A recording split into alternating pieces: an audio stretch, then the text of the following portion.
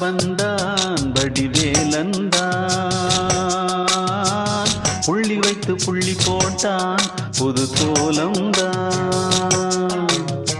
சொல்லித்தர சொல்லி கேட்டு தினமும் சொல்லி தந்த சிந்து பாடினான், வள்ளி இன்பவல்லி என்று தினமும் முல்லைச்சரம் கொண்டு சூடினான்.